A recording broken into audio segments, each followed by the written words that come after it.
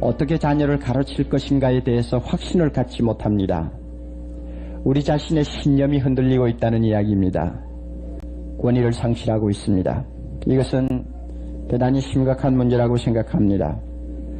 크리스찬의 가정에서 하나님의 말씀으로 생활을 하고 있습니다마는 이상하게도 하나님의 말씀이 가르쳐 주시는 진리에 확신을 갖고 우리가 굳게 서기보다는 자꾸 변천되어 가고 또한 변화되어 가는 세상의 모든 교육 이론이라든지 유행에 우리 스스로가 감염이 되어서 자녀 교육에 점점 자신을 잃어버리는 현상들을 우리가 보게 됩니다.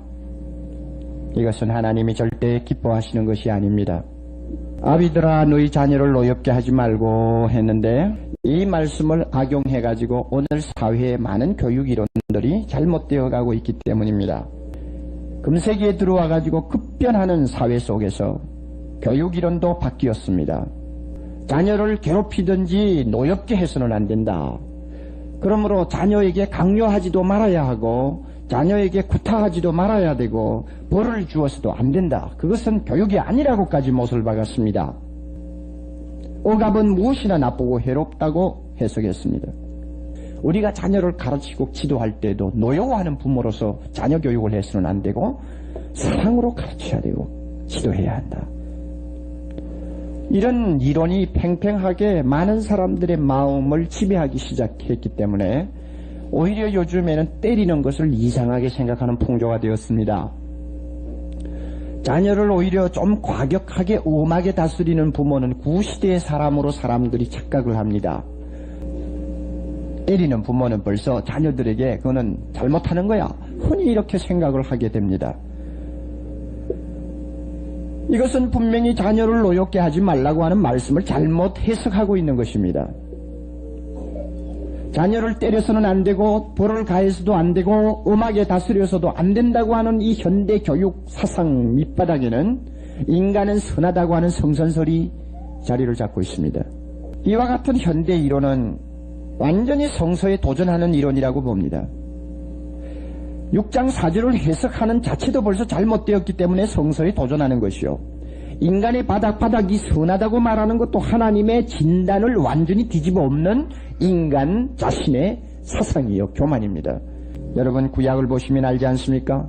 이스라엘 백성을 자기 백성으로 선택해 놓고는 그 다음에 그 백성을 거룩한 하나님의 자녀로 양육하시려고 하실 때 그는 율법을 주셨습니다. 율법은 해야 할 것과 하지 말 것을 가르쳐 줍니다. 그 다음에 해야 할 것을 바로 순종할 때는 축복이요, 하지 말아야 할 것을 범할 때는 무엇입니까? 벌입니다. 심판입니다. 이 두 가지를 사람 앞에 꼭 정해놓고 그대로 살도록 만들었습니다. 왜냐하면 그렇게 안 하면 인간은 그 악한 마음을 가지고 하나님에게 순종도 안 할 뿐만 아니라 바로 성장할 수도 없다고 하나님이 보셨기 때문입니다. 여러분 오늘 복음시대라고 해서 이 율법의 정신이 폐지되었나요? 사랑의 하나님이라고 해서 전혀 법도 없고 질서도 없고 징계도 없나요? 히브리 분명히 12장에 보면 분명히 말씀하시기를 징계를 하지 아니하는 자녀는 자기 자식이 아니요, 자기 자식은 누구나 다 징계하고 벌을 준다고 했습니다. 만약 안 주면 이건 사생하라고 그랬어요. 하나님의 법칙입니다. 신약시대나 구약시대나 달라진 것이 전혀 없습니다. 그런데 이와 같은 하나님의 법칙에 도전해서 자녀를 노엽게 해서는 안 된다고 주장하며 벌을 가하든지 강요하는 것은 올바른 교육방법이 아니라고 가르치는 많은 세속주의 이론가들, 더욱이 성경을 끌어들여가면서 그들의 이론을 정당화시키려고 하는 오늘 이 물결 때문에 많은 사람들이 희생되고 있습니다. 벌을 받아야 될 사람이 벌을 안 받아도 된다고 하는 사고를 심는 제도는 벌써 그 자체가 모순을 갖고 있습니다. 오늘 대한민국 사회에 이렇게 청소년 범죄가 범람하고 많은 사람들이 지금 진통하는 이유가 무엇입니까? 우리는 그 이유를 알아야 합니다. 가정에서부터 분명히 자녀들을 바로 가르치지 못한 데 있습니다. 여러분 왜 노엽게 하지 말라고 그래요? 노엽게 한다는 말은 자녀의 마음속에 반감을 갖도록 한다 하는 말하고 같습니다. 반감을 갖게 한다, 또 원한을 갖게 한다, 어떤 더 깊은 의미로 말하면 복수심을 갖게 한다 하는 것이 이 노엽게 한다는 말입니다. 그러면 여기서 분명히 자녀를 그런 식으로 노엽게 해서는 안 된다고 합니다. 왜 안 됩니까? 그것이 자녀를 때리지 말라는 말입니까? 자녀를 나무라지 말라는 말입니까? 그 말이 아니에요. 다음에 나오는 것을 더 잘하도록 하기 위해서입니다. 자, 보세요.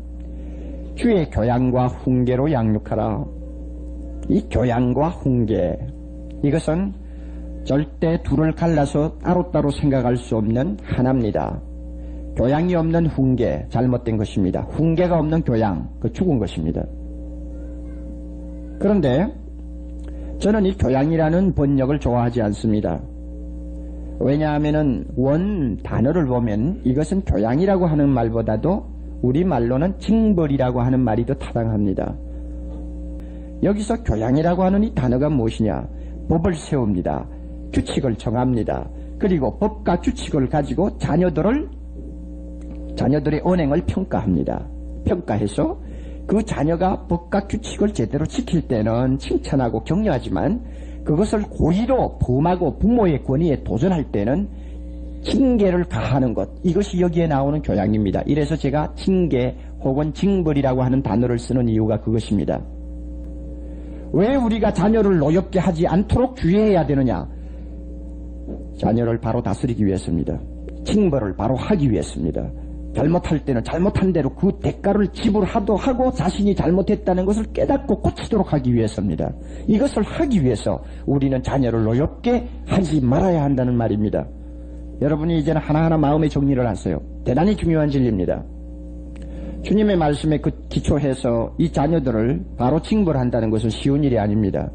요즘 대부분이 여러분 부모님들 자녀를 때려서는 안 돼, 요사이 세상은 때리는 세대가 아니야 하고 여러분이 많이 아마 이야기하실 것입니다.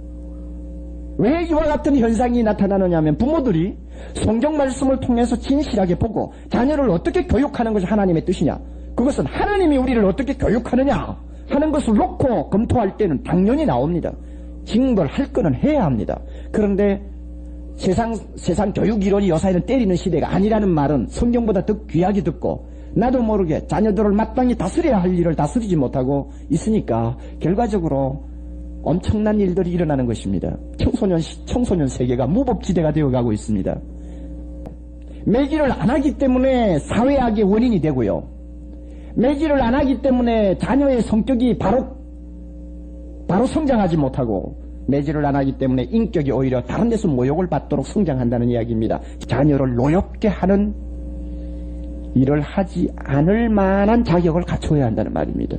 자녀를 바로 징벌하고 바로 책망하고 바로 교육하기 위해서는 자녀를 노엽게 할 수 있는 요소를 부모가 가지고 있지 아니해야 한다. 만약에 매를 때릴 때 자녀가 원한을 품도록 매를 때렸다면 그것은 부모가 벌써 때리는 자로서 자격 상실자입니다. 그 다음에 나오는 훈계가 무엇입니까? 훈계는 하나님의 말씀으로 가르치는 것입니다. 내용을 가지고 가르치는 것입니다. 신명기 6장 6절 이하에 하나님께서는 우리에게 가르치는 직책이 있다는 것을 말씀하셨습니다. 앉았을 때나 일었을 때나 또는 누웠을 때나 길을 갈 때나 어디를 갈 때든지 자녀들을 말씀으로 가르치라고 했습니다. 이것이 부모가 가진 중요한 책임입니다. 사랑하시는 부모 형제 여러분, 저도 마찬가지입니다. 살인하지 말라는 하나님의 명령은 대단히 중요하게 생각하고 사람 죽이지 않겠다고 애를 씁니다마는 자녀를 분명히 말씀으로 밤낮 없이 바로 가르치고 교육하라고 하는 명령은 우리는 대단히 등한히 여깁니다. 여러분, 어느 정도 자녀를 실질적으로 말씀을 가지고 가르쳐 줍니까? 내용은 주지 아니하고 욕만 해요? 그것은 교육이 아닙니다. 내용은 건전하게 제시하지 않고 매질만 해요? 그것은 학대입니다. 여기에 나오는 교양이 징계가 바로 되기 위해서는 훈계가 따라야 합니다. 훈계가 있을 때 징계가 바로 되는 것입니다. 내용이 없는 책망은 그것은 책망이 아니요, 그것은 잔인한 행위입니다. 변덕이 심한 성격 가지고 변덕이 심한 성격 때문에 자녀를 매질을 한다든지 욕하면은 자녀의 마음에 원한이 생깁니다. 종잡지를 못하는 거예요. 다시 말하면 부모의 인격을 신뢰할 수가 없는 것입니다. 너무 변화무쌍하니까 신뢰를 못해요.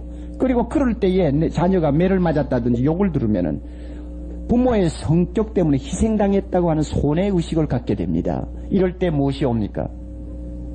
마음의 분함이 올라오는 것입니다. 원한이 올라오는 것입니다. 만약에 인격적으로 신뢰할 수 있는 권위가 없을 때는 부모가 그 자녀를 엄하게 다루면 다룰수록 그 자녀의 마음에는 분노가 치솟습니다. 아무리 아이가 잘못한 일이 있더라도 부모는 인내해야 합니다. 자녀를 불러서 이유를 분명히 밝혀야 합니다. 그리고 무엇이 잘못했다는 것을 자기 자녀가 스스로 시인하도록 만들어야 합니다. 만든 다음에 부모가 때려도 자기는 당연히 벌을 받을 사람이라는 것을 인정하게 한 다음에 때려야지, 욕을 해야지, 꾸중을 해야지. 그것도 하기 전에 때려놓고 그 다음에 설명하는 거. 이것은 자녀의 마음에 굉장히 원한을 일으킬 수 있습니다. 애가 잘못했을 때 바로 다스리기 위해서는 부모가 그렇게 불공평하게 다룬다고 하는 인상을 주는 인격 가져서는 안 됩니다. 자녀와의 커뮤니케이션이 바로 되어야 합니다. 그리고 바로 자녀가 납득하도록 만든 다음에 자녀를 꾸짖을 때는 꾸짖고 때릴 때는 때려야 합니다. 여러분, 잔혹한 학대를 할 때는 자녀가 원한을 갖습니다. 성경에 보면 사람을 때려도 40대 이상의 태장은 때리지 말라고 해서 자녀들은 하나님이 주신 선물입니다. 내 것이 아닙니다. 여러분, 나의 것이라고 생각하는 망상을 버리세요. 고등학교 대학만 들어가면 이미 날개를 달고 내 밑에서 떠납니다. 그 사람은 어디까지나 하나님이 이 세상에 쓸 것이 있어서 원인과 이유가 있어서 보낸 하나의 인격입니다. 나는 단지 키울 때 맡아서 하나님의 명령대로 양육해주는 책임을 진 것뿐입니다. 그 자녀는 그 자녀대로의 독립된 생활이 있고 하나님 앞에 해야 될 사명이 있습니다. 그러므로 인격을 존중해야 합니다. 아무리 어린아이라도 인격 존중을 해야 합니다. 손이라는 것은 사랑의 표현을 하는 도구입니다. 잘못 다룰 때에는 성경 말씀대로 비록 우리가 훈계하고 징계한다고 할지라도 그것이 효과를 내지 못할 만큼 자녀의 마음에 원한을 가져다 줄 수 있다는 이야기입니다. 우리가 자녀의 마음에 원한이 생기지 않도록 하면서 바로 징계하고 바로 교육할 수 있는 길이 무엇입니까? 자녀에게 모범을 보이라는 것입니다. 모범이라는 것은 자녀들이 볼 때 부모를 신뢰할 수 있고 부모의 사랑을 분명히 확신할 수 있도록 생활한다는 것입니다. 아무리 부모가 매를 때려도 부모의 사랑에 의심이 전혀 안 가도록 여러분이 부모로서 생활해야 된다는 것이고, 부모가 분명히 꾸짖어도 나는 당연히 책망을 들어야 된다고 자녀 스스로가 이해할 수 있도록 부모가 모든 인격과 생활에서 자녀 앞에 무게가 있어야 된다는 것입니다. 부모가 분명히 깊이가 있게 자녀를 다룰 때는 자녀는 어떤 징계라도 제대로 받습니다. 돈밖에 모르는 부모, 테레비밖에 모르는 부모, 자녀들에 대해서 관심이 별로 없는 부모, 날마다 막 일에만 쫓기는 부모, 투명 인간이 되었기 때문에 자녀들 앞에 권위가 없어졌다는 이야기입니다. 이렇게 될 때에 우리는 매를 들지 못합니다. 권위가 없기 때문에 매를 들 수가 없습니다.